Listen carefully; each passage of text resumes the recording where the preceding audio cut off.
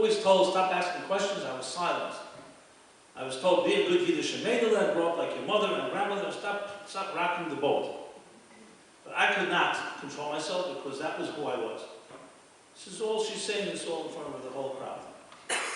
And I must say, by the time I was 17 years old, I remember her words very vividly. She said, my soul was asphyxiated, suffocated. I couldn't breathe, spiritually, emotionally. And I decided enough is enough, I'm leaving. So I picked myself up one day, never to go back. I went to the West Coast. From the way she described it, it sounded like the late 60s, early 70s. I went to the West Coast. I'm sure my parents sat shiver for me. But I never looked back. I went to the West Coast, then I ended up in Haight-Ashbury in San Francisco. Then I ended up in here, in Santa Cruz. I found my peace. I found my God. And where did I find my God? She said, I found it in Zen Buddhism, and a thing called, which I'm sure none of you know, LSD. Okay? Sometimes when I sometimes to say and ask it more, I say it's not the acronym for the words "Let's start out." Okay? And pot is not put on film. That, by the way, is not just a joke. There was a Rabbi Korf, a Chabad rabbi in Florida, when he went down to Miami Beach in the 60s. So he was looking for people to put on film with them or do mitzvahs and so on, and nobody was interested. So it was this they call spring break, you know. So spring break. So someone said, spring break, the students go out and they're more free and this way they're studying in school. They're all intense. Little did he know what spring break was, but okay. So he set up a film stand somewhere down South Beach, and he's expecting people to line up to put on film. Nothing's happening. So one student who knew him had Rahmanis, had compassion for him. He said to him, listen, I'll help you out. He put up a big sign. This is a true story. It said, free pot. And when you get closer, pot was put on film. So when they came over for the pot, he wrapped the film on their hands, and they said, what's that? He says, it's film, P-O-T, put on film. Anyway, he didn't know what pot was, to be very honest. They didn't know what film was, so it was a good shit. Okay, anyway, going back to what I was saying, so as a woman asking me, she's saying, I found my God in Zen Buddhism and in LSD. And I live here, I'm at peace, I'm happy with my life. I haven't seen, she says, a rabbi like you in 20 years. You know, beard, yarmulke, and all that. She said, let me ask you, you talk about God and about soul in such a comfortable way. This is not Judaism I learned in Beis Yaakov. Where'd you get all this stuff, this new age stuff? That was the way she put it. So what did I say? I said to her, in a quick answer, I said, well, we Jews have this thing called the 613-step program. You know? So she laughed, she understood. So then afterwards, she and a few other people stayed around, and we had one of these marathon, you know, conversations into the wee hours, like 3, 4 o'clock in the morning. You know, these life, big discussions that when you're younger you have time to do and talk about everything, from infinity to God to whatever.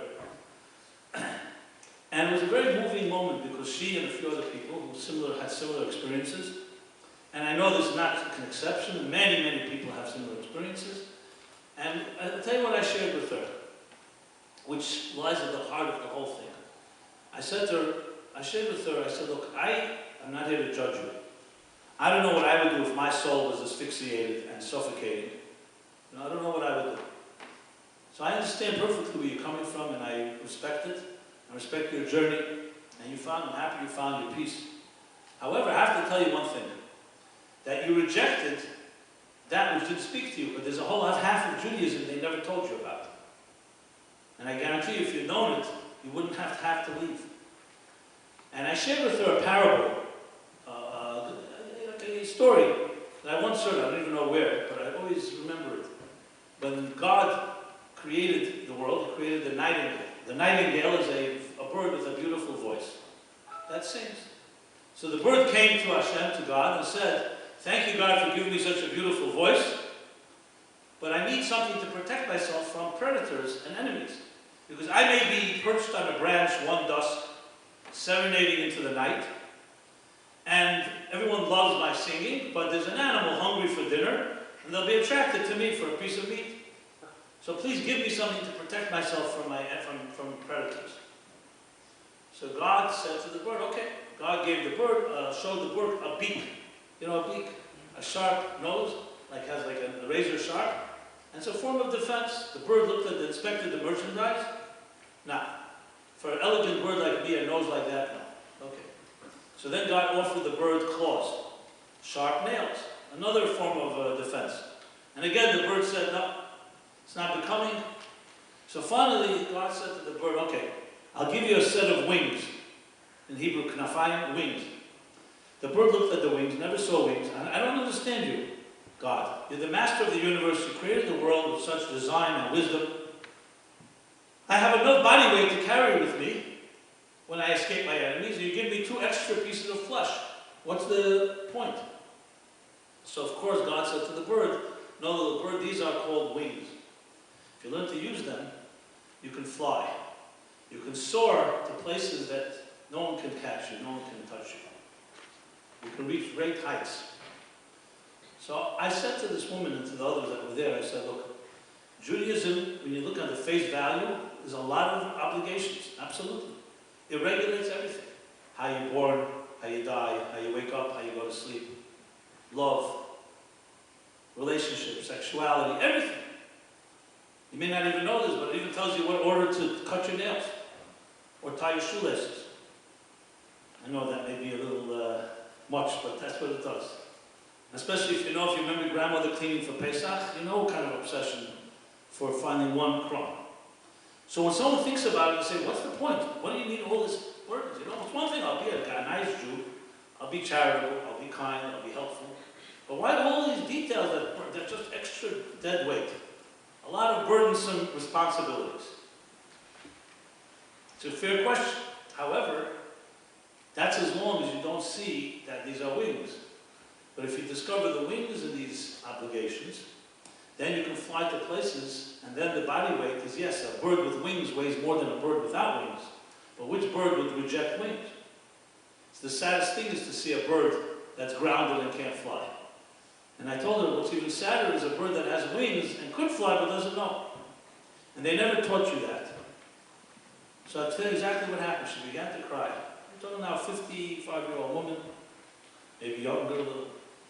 And she started crying, and a few other people. And I started, we all cried. Let's put it this way. We had a nice crying session, which was very purifying in many ways. And she said, that's very moving, and it's true. I never would have expected that Judaism has that, because everything I learned was the exact opposite. There was nothing loving, nothing warm, nothing freeing. So to give an analogy, if someone were to offer you 100 pounds of stones to carry from here to here, and then it belongs to you, who needs 100 pounds of stones? But if someone offered you 100 pounds of diamonds, and the same deal, that if you carry it across the room, it belongs to you, what will you do? You'll say, give me 200 pounds. Why? Because 100 pounds of diamonds don't weigh less than 100 pounds of stones. But they weigh less in your eyes because the value makes it overshadows the effort. It's not like we're afraid to make an effort. Show me the value. Show me the wings. If I fly from this, that's a whole different story. That's how you develop passion in anything. You have to show people, show ourselves that there's wings, that there is a soul, there's a power. Look at music. I mentioned music before. Someone looks at musical notes and doesn't know how to read musical notes. What does it look like?